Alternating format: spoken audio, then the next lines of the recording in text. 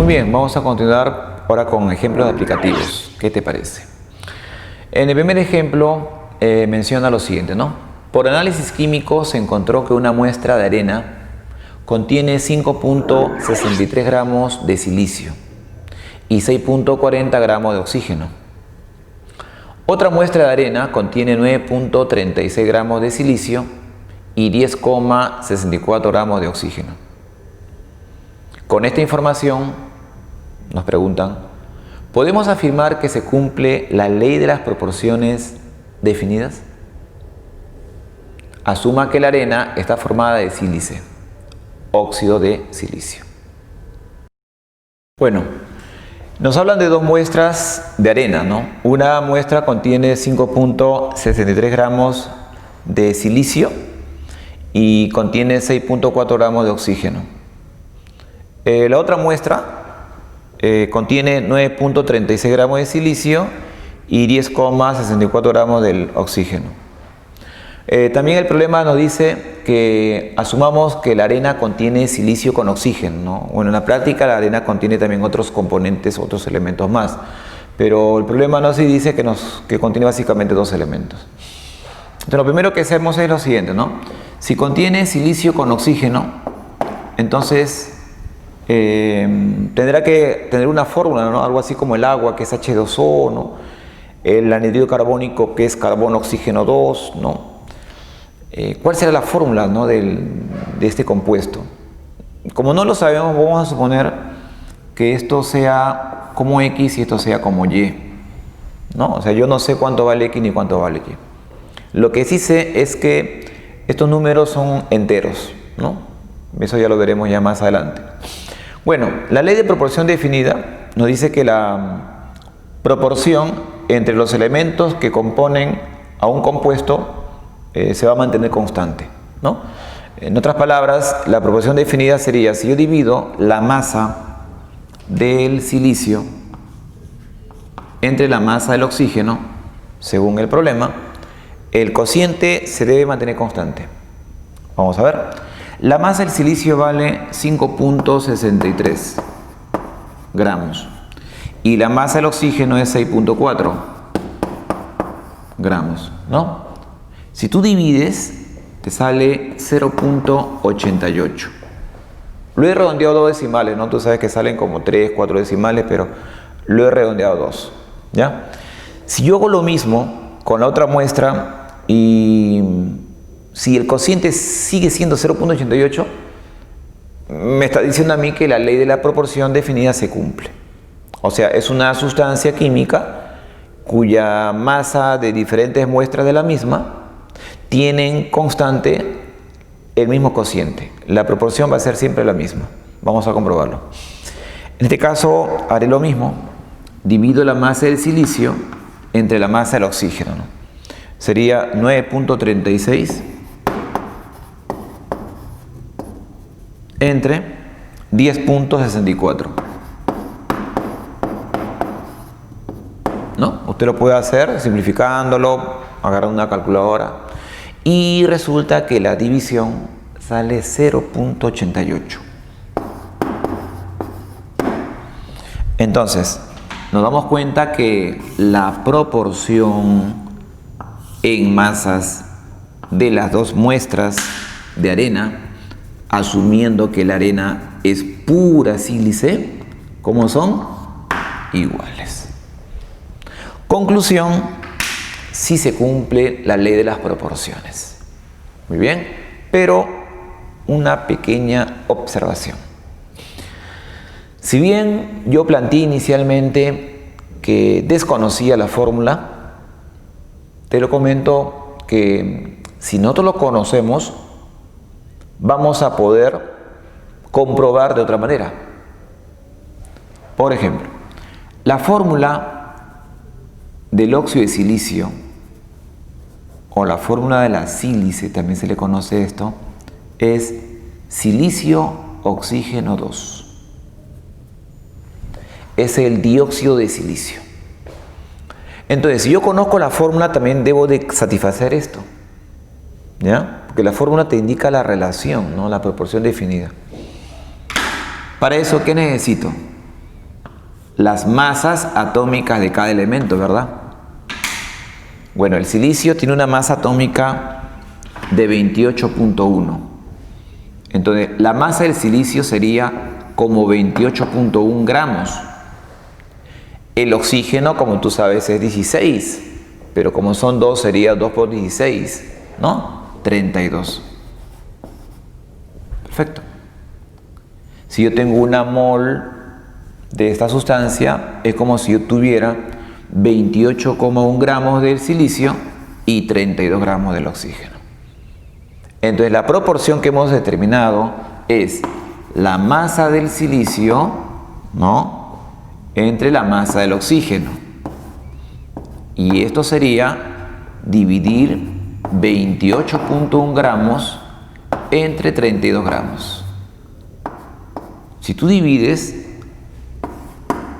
va a salir la misma cantidad, 0.88. Conclusión, entonces, no interesa la cantidad de muestra que tengas, sino básicamente para los problemas nos interesa conocer la fórmula química. Muy bien, segunda aplicación. Se descompone térmicamente una muestra de 125 gramos de piedra caliza impura.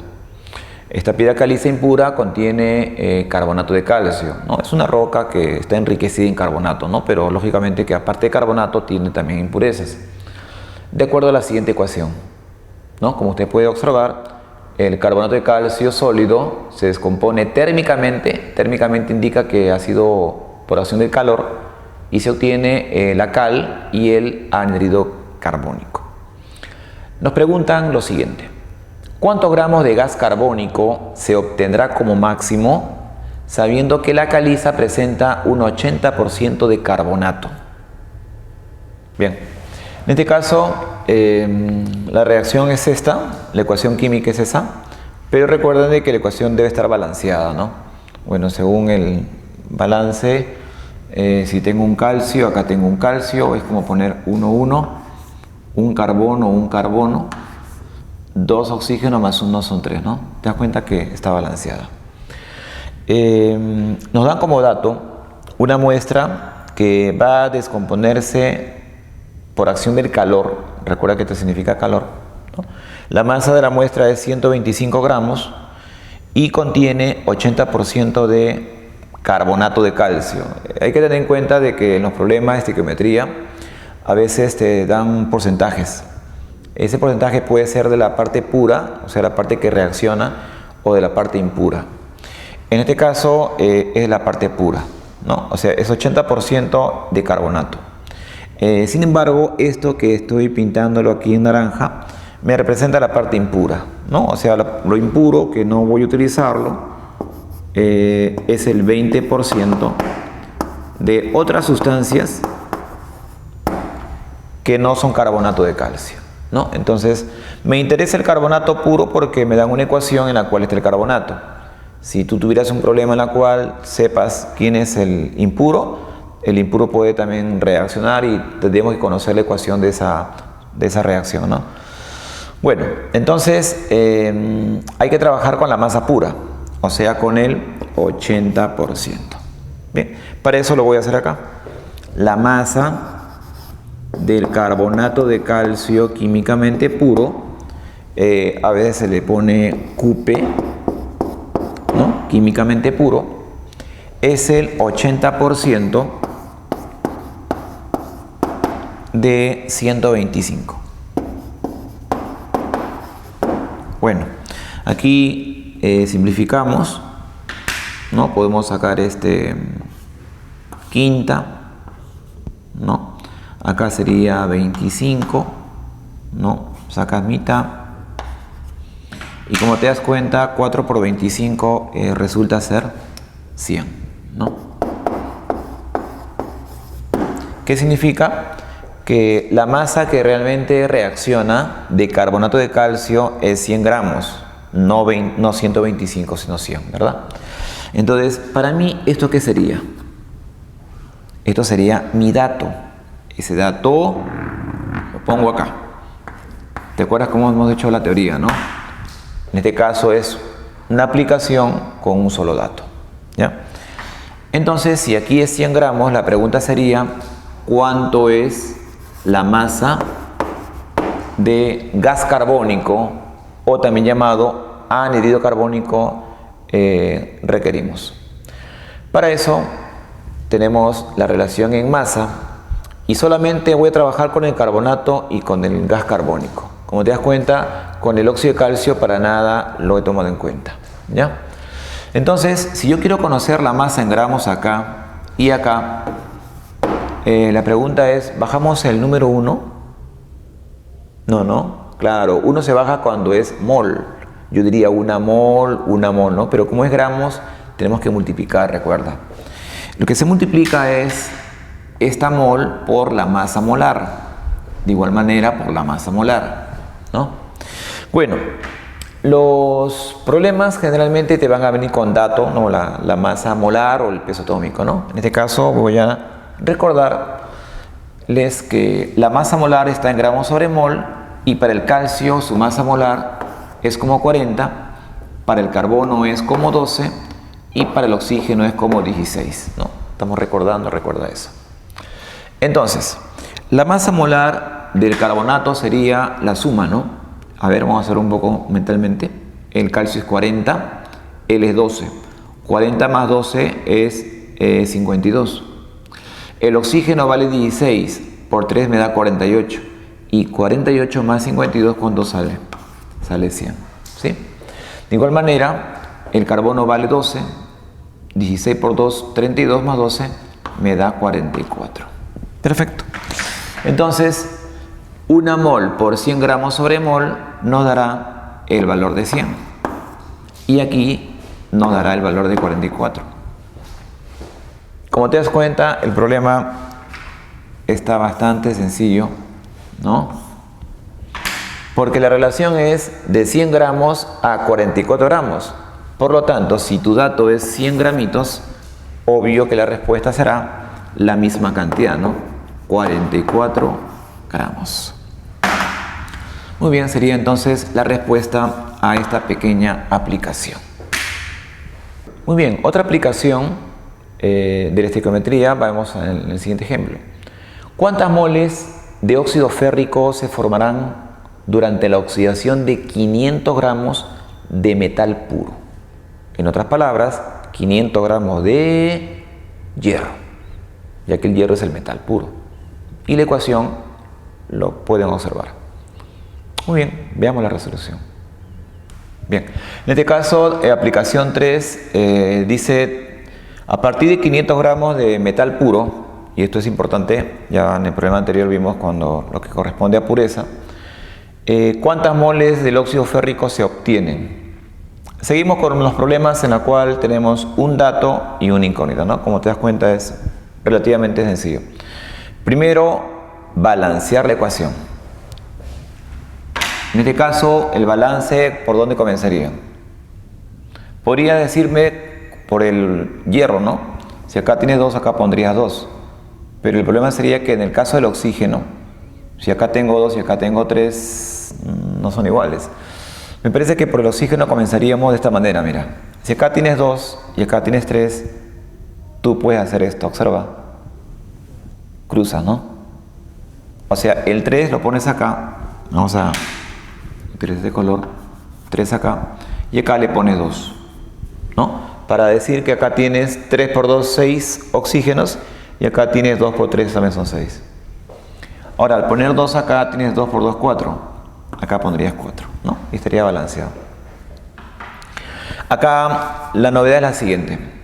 Es una aplicación en la cual te damos como dato masa, pero no te pido masa, te pido moles, ¿no? Estamos variando, ¿no? Masa versus moles. Bueno, la recomendación es respetar las unidades, ¿no? O sea, si aquí dice gramos, acá tiene que ser gramos, ¿sí? Si tú quieres número de moles, acá arriba debe decir moles. Cuando es moles, ya sabes qué hacer. Fácil. Simplemente, ¿qué haces? Bajas el coeficiente. O sea, acá tendrías 2 moles. Pero cuando es masa, ¿te acuerdas qué se hacía? No se baja, ¿no? Sino se multiplica. Entonces tenemos que repasar masas molares, ¿no? En este caso no es muy complejo porque es solamente del hierro. La masa molar expresada en gramos por mol para el hierro vale 56. ¿Ya? Claro, sería 56 gramos sobre mol, ¿no? Gramos sobre mol. Entonces, si tú multiplicas 56 por esta cantidad, te va a dar la masa en gramos, ¿no? Vamos a dejarlo, ¿ya? No voy a multiplicarlo, vamos a dejarlo nada más 4 por la masa molar que dije 56. Se recomienda que no lo efectúen porque como vas a aplicar una regla 3 simple, de repente va a simplificarse. Yo particularmente lo multiplico al final o lo simplifico primero. Aplico regla de 3 simple. Entonces, el número de moles del óxido férrico sería 500 gramos que multiplica a 2 mol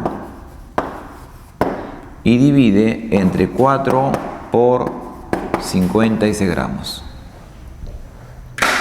Si es sencillo lo hacemos, si no tenemos que hacer uso de la calculadora. Vamos a simplificar las unidades de gramos. Acá puedo sacar mitad como tú te das cuenta y acá la mitad sería 2, ¿no? ¿Qué más podríamos hacer acá? Quizás otra mitad, ¿no? Mitad 1 y acá sería ¿cuánto? 250, ¿no? Entonces la respuesta sería 250 entre 56. Pero si tú quieres simplificándolo más, ¿qué podríamos hacer? Acá llegaríamos a ¿cuánto? A 125 y acá sería 28. Entonces, el número de moles del óxido férrico sería 125 entre 28. Bueno, ahí sería cuestión de simplificarlo, operarlo. El resultado es 4,46 moles del óxido férrico. Listo. Muy bien, a diferencia de los problemas anteriores, en la cual, como tú habrás visto, un solo dato se tiene, aquí tenemos dos datos. Y hay que recordar que cuando son dos datos tenemos que hacer uso del reactivo limitante. Muy bien. Se combinó 3.5 moles de ácido sulfúrico con 1 mol de carbono. Usted puede observar que en la ecuación química el ácido sulfúrico reacciona con el carbono, según la siguiente ecuación, sin balancear completamente. Esto es importante que lo sepas. Hay enunciados de problemas en la cual dice sin balancear, otros te dicen sin balancear completamente y otros te dicen en la siguiente ecuación. Cuando te enuncian ecuación, significa que la ecuación debe estar balanceada. Si no lo está, debe decir que no está completamente balanceada o simplemente hay que balancear. La pregunta es la siguiente: ¿qué sustancia es el reactivo limitante? Este problema tiene que ver con saber reconocer al reactivo limitante. Muy bien, veamos la resolución. En este caso, en este problema, a diferencia de los problemas anteriores, tenemos dos datos, ¿ya? 3,5 moles del ácido sulfúrico y 1 mol del carbono. Recuerda que cuando son dos datos, por lo general hay que trabajar con uno de ellos, que es el reactivo limitante. Justamente la pregunta nos solicita quién es el reactivo limitante. Pero algo también importante, ¿no? El texto dice que la ecuación no está completamente balanceada, y eso hay que percatarse porque a veces uno mira el número 2 y dice ya está balanceado y continúa, ¿no? Podemos cometer error. Vamos a hacer una verificación. Si dice 2, significa que tenemos ¿cuántos azufres? 2. Pero mira qué pasó acá. Tienes 1. ¿Te das cuenta? Faltaba balancear. Entonces acá ponle 2. Al poner 2 tenemos 2 por 2, 4 hidrógenos. Entonces acá pongo 2 y sería 4. Perfecto. En el caso de poner 2 acá he puesto 4 por 2, 8 oxígenos. Si acá tengo 2 por 2, 4 y acá tengo 2, sería 4 más 2, 6, ¿no? Y 6 más 2 serían 8. En otras palabras, acá pondrías 1 y al poner 1 tienes un carbono y acá pones 1 y ahora sí está completamente balanceada. Una vez que he hecho el balance, vamos a ver quién es el reactivo limitante. Pero para eso tenemos que interpretar la ecuación. Como te dije en el problema 3, en la aplicación 3, si aquí dice moles, acá arriba hay que poner moles. Si acá dice moles, acá arriba pones moles. ¿Te das cuenta?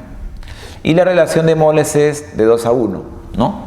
O sea, 2 moles de ácido sulfúrico reacciona con 1 mol del carbono. En otras palabras, si la relación es de 1 a 2 o de 2 a 1, uno rápido se dará cuenta de que si tenemos como dato 1, entonces aquí ¿cuánto sería? 2, ¿verdad? Porque la relación es de 1 a 2, entonces acá tendría que ser 2, pero tienes 3.5. Significa que esto vendría a ser para nosotros la sustancia en exceso y esto vendría a ser la sustancia llamada el limitante, ¿no? Entonces vamos a concluir, el reactivo limitante es el carbono, ¿no? Y sería la respuesta a esta pequeña aplicación. Muy bien, continuando con los problemas de dos datos. ¿Cuántas moles de anhidro sulfuroso se producen? Importante, si se dice se producen significa que es un producto. Si reaccionan 18 moles de sulfuro de hidrógeno, recuerda que cuando te dicen reacciona es un reactante, con 24 moles de oxígeno gaseoso, ¿no? Nos dan dos datos de reactante y nos preguntan cuántas moles se obtiene de anhidro sulfuroso. Muy bien, veamos la resolución. Nos piden la cantidad de moles de anhidro sulfuroso. Nos dan como dato 18 moles del sulfuro de hidrógeno y 24 moles del oxígeno. Al igual que el problema anterior, tenemos que trabajar con el reactivo limitante. Balance de la ecuación química. En este caso, recordemos de que para hacer el balance vamos a dejar al final a los elementos que más se repiten, ¿no? Por ejemplo, el oxígeno se repite más, mira, ¿no? En cambio, el azufre es prácticamente directo, el hidrógeno también es directo, ¿no?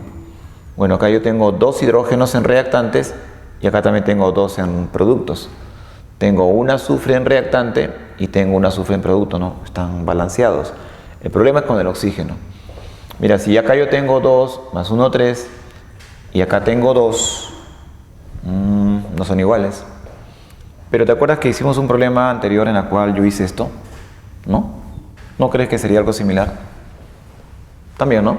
Claro, si aquí yo tengo 3 y acá tengo 2, entonces este 2 se debe convertir en 6. Para eso le pones acá 3, ¿no? Pero para que lo demás sea también 6, tendríamos que duplicar a todo, ¿no? A ver, compruébelo. Mire, 2 por 2, 4 oxígenos, más 2 son 6, ¿no? ¿Te das cuenta? Son 6. Claro, al poner 2 acá, está modificando el azufre. No, pero no hay problema porque la cantidad de hidrógeno se mantiene también balanceada. Perfecto. Una vez que has hecho eso, este problema tenemos dos datos que son en moles. Si acá dice mol, acá también pones mol. Acá también pones mol. Y acá también pones mol. ¿Está correcto? Tenemos que aplicar regla de tres simples de ser necesario entre el producto y uno de los dos. No hay que descartar, recuerda el dato del exceso que no nos ayuda mucho. Entonces, como dice mol, el 2 lo bajas de nuevo, 2, acá sería ¿cuánto? 3. ¿Sí? En este caso ya no es tan sencillo como el anterior, ¿no? Tiene un poquito más de dificultad. ¿Quién sería en este caso el reactivo limitante? Podemos hacer muchas cosas, ¿no? Por ejemplo, podemos hacer así. Observa. Si tapo el 24, yo digo 2 es a 3 como 18 es a... Vamos a ver cuánto sale acá. Me doy cuenta de que entre 2 y 18 hay algo en común, ¿no? Por ejemplo, si multiplico 2 por 9 sale 18. Entonces acá tendría que ser 3 por 9, ¿sí o no? para que sea ¿cuánto? 27, perfecto. Pero si en vez de 27 tú tuvieras 30, 30 es mayor que 27, habría ¿qué cosa? Exceso, ¿verdad? En el caso de que fuera menor que 27, él sería reactivo limitante, porque aquí faltaría debido a que aquí estaría sobrando.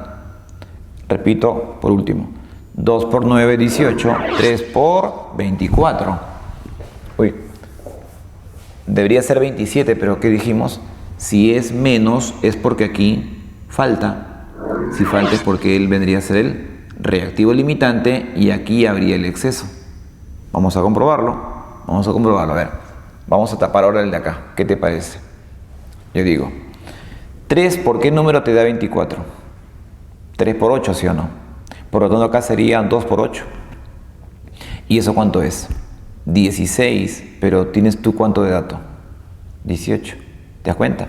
O sea que aquí hay exceso y aquí no lo. Entonces vamos a decir que esto vendría a ser el reactivo en exceso y esto que vendría a ser el reactivo limitante.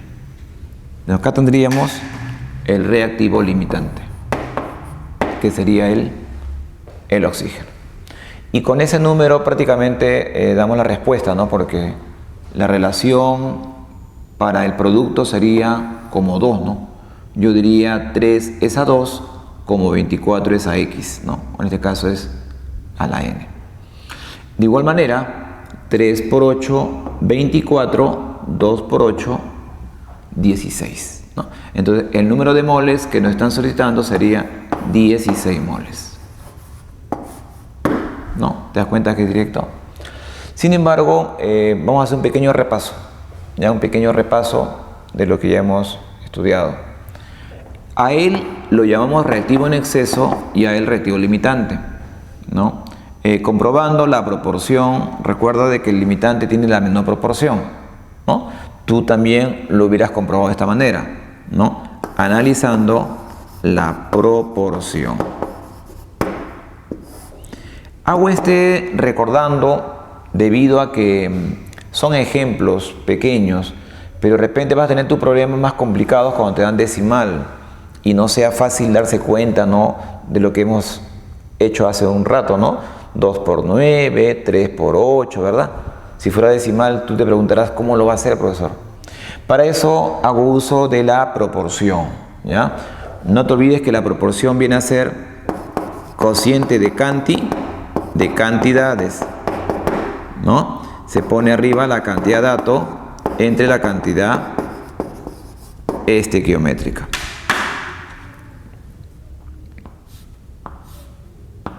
Perfecto. Vámonos a hacer la comparación, ¿ya? Rápidamente, yo ya sé que se ha resuelto, pero este es un pequeño repasito, breve nada más, ¿ya? A ver, aquí voy a hacer el cociente para el primer reactante, sulfuro de hidrógeno. Y aquí para el segundo reactante, que sería en este caso el oxígeno. Para el primer reactante, el dato es 18. Usted pondría aquí 18 mol. Y su estequiométrico sería 2. Este cociente sale 9. Pero para el oxígeno, el dato del oxígeno es 24. Y el estequiométrico es 3. Si te das cuenta, sale 8. Entonces, la menor proporción o el menor cociente lo tiene ¿quién? El oxígeno. Entonces vendría a ser el menor cociente, ¿no? Menor proporción en este caso.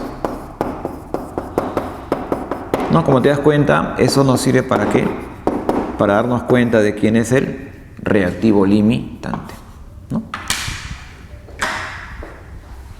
Muy bien, la conclusión a esto, una conclusión muy importante que va a trascender en lo que corresponde a todo lo que es la química en sí. La química experimental me refiero. Todas las muestras de un compuesto dado contienen los mismos elementos en proporciones en masa igual. ¿Qué significa esto, profesor? Por ejemplo, si tenemos dos compuestos, el compuesto AB, como usted puede ver, uno tiene 25 gramos y el otro 45.6 gramitos. Si yo realizo la proporción entre la masa del elemento A y la masa del elemento B para la muestra de 25 gramos, esa proporción va a ser exactamente la misma si la realizo para la muestra de 45.6. En otras palabras, el cociente de la masa de cada elemento A y B va a ser constante en cada una de las muestras. Muy bien, vamos a continuar con una tercera ley. Esta ley fue planteada por un inglés, el señor John Dalton, en el año 1803. Es la ley de las proporciones múltiples sencillas.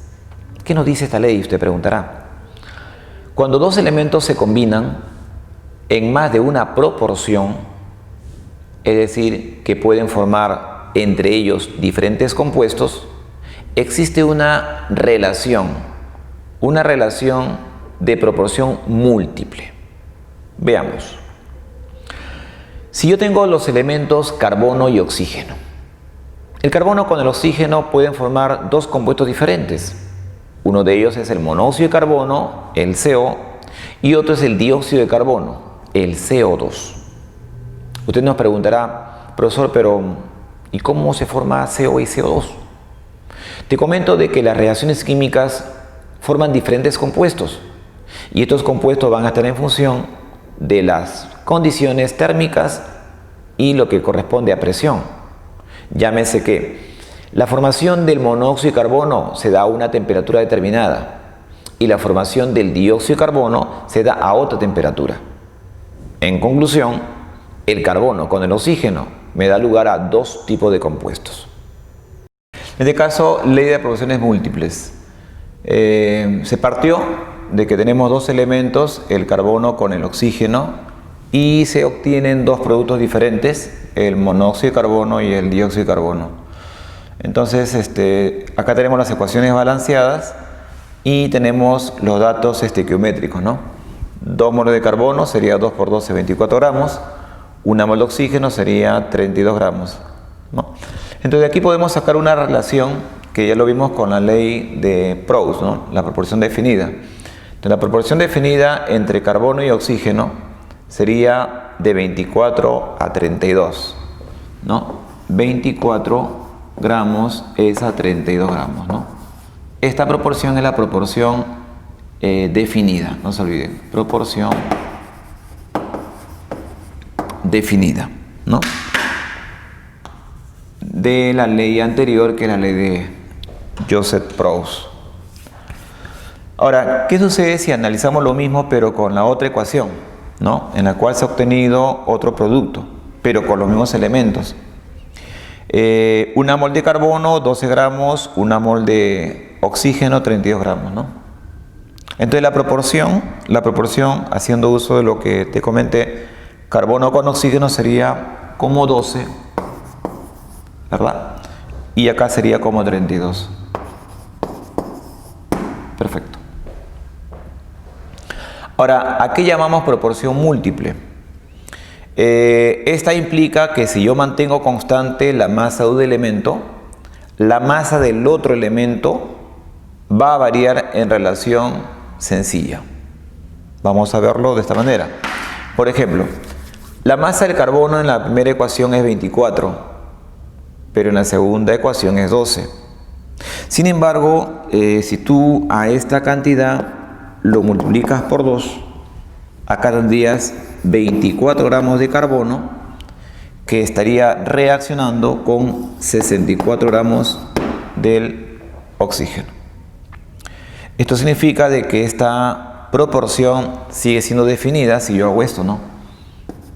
Aquí pongo 24 gramos de carbono y aquí pondría 64 gramos de oxígeno. ¿Te das cuenta? En otras palabras, si yo mantengo constante la masa de un elemento, en este caso carbono 24,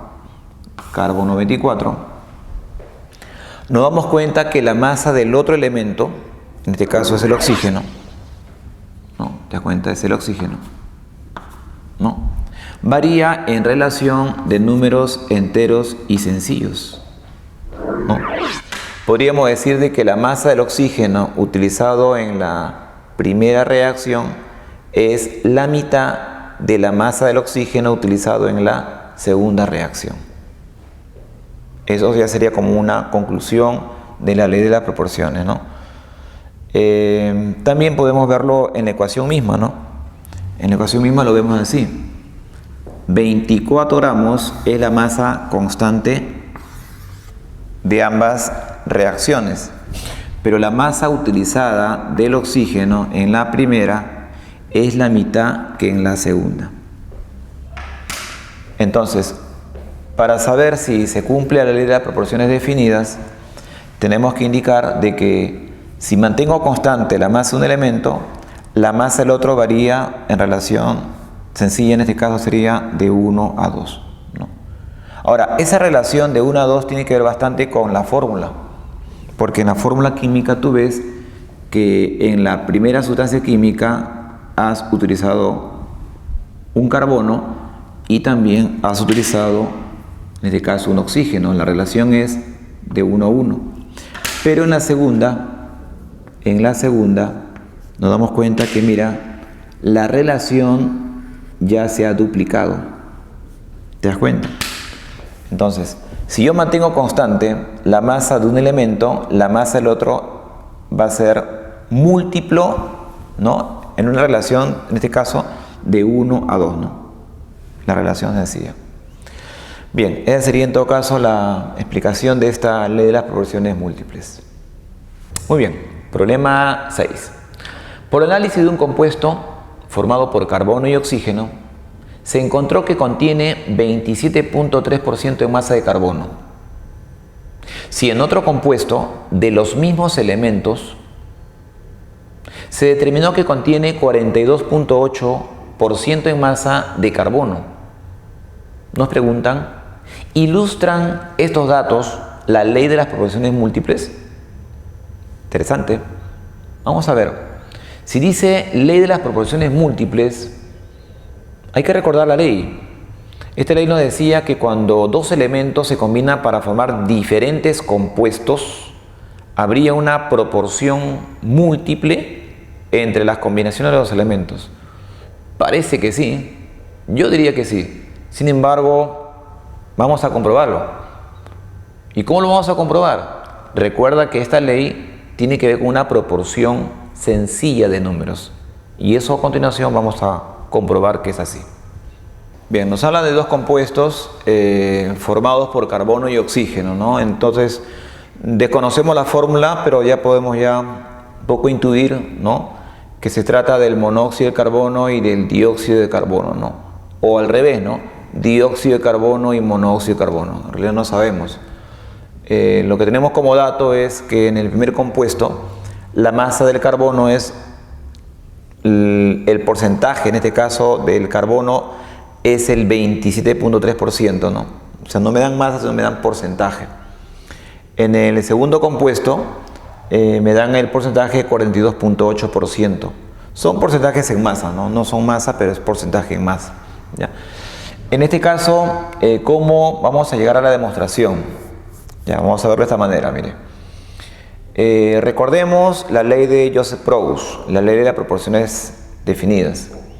Esta ley nos indica de que sea cual sea la masa de compuesto que uno utilice, siempre se va a mantener la proporción de los elementos que forman parte de ella. Llámese, si yo divido la masa del carbono entre la masa del oxígeno, ese cociente siempre va a ser constante, no dependiendo de la cantidad de muestra que yo tenga, ¿no? Si yo puedo tener 1 gramo de monóxido de carbono, 1 kilo de monóxido de carbono, 300 gramos, etc., etc., la relación siempre va a ser la misma, ¿no? Y eso es parte de la ley de Joseph-Proust. Bueno, entonces, teniendo en cuenta eso, la pregunta sería ¿cómo yo salgo de esta composición centesimal que me dan como dato y lo traduzco a gramos, o sea, a masa? Lo que se hace es asumir una masa bastante sencilla que es 100. Si yo sumo 100 gramos del compuesto, ¿no? Asumiendo 100 gramos del compuesto. Entonces, la masa del carbono más la masa del oxígeno tiene que dar ¿cuánto? 100. Pero la masa del carbono representa este porcentaje. Este porcentaje de 100, como tú te darás cuenta, es 27,3 gramos. En otras palabras, la masa del carbono en los 100 gramos que yo estoy asumiendo es 27,3. Y como la suma de los dos me tiene que dar 100, acá sería la diferencia, ¿no? A ver, ¿me ayudas? Acá sería 72,7. Perfecto. Entonces, si yo aplico la ley de Proust, diría, la proporción definida entre carbono y oxígeno sería como ¿cuánto? Como 27,3 gramos, esa 72,7 gramos, ¿no? El resultado es 0.375. Perfecto. Ese resultado hay que tenerlo presente. Vamos a dejarlo acá. Ahora vamos a hacer lo mismo, pero para el otro compuesto, ¿ya? En la cual me dan ese porcentaje que es distinto, lógicamente. Igual, asumo 100 gramos, entonces la masa del carbono sería 42,8 gramos. Y la masa del oxígeno, para que me dé 100, ¿no? Si me ayuda, sería ¿cuánto? Acá sería 57,2 gramos. Perfecto.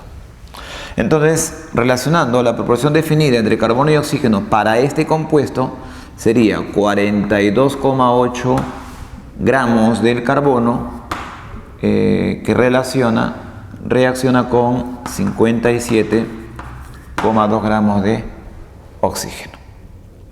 En este caso, si haces la división, sale aproximadamente 0.748. Perfecto.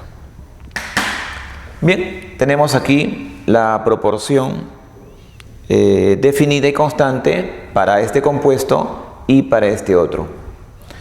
La pregunta es, ¿ilustra esta aplicación la ley de las proporciones múltiples? Bueno, si tú recuerdas, tenía que haberse encontrado una relación sencilla. ¿Qué sucede si yo hago la división? ¿No? O bien divido esto entre esto o esto entre esto otro, ¿no? Nos vamos a dar cuenta que la relación va a ser sencilla si yo divido, porque esta cantidad, si te das cuenta, es el doble de esta cantidad, ¿no? Más o menos la relación es de 1 a 1.99. En otras palabras, la relación es de 1 a 2, ¿no? De 1 a 2. ¿Ya? Entonces, eso lo podemos relacionar. Podría yo decir que esta proporción es como 1 y esta proporción es como 2. Y de ser así, tiene sentido, porque me estaría afirmando que este compuesto químico es el monóxido de carbono y el otro compuesto químico es el dióxido de carbono. ¿Te das cuenta?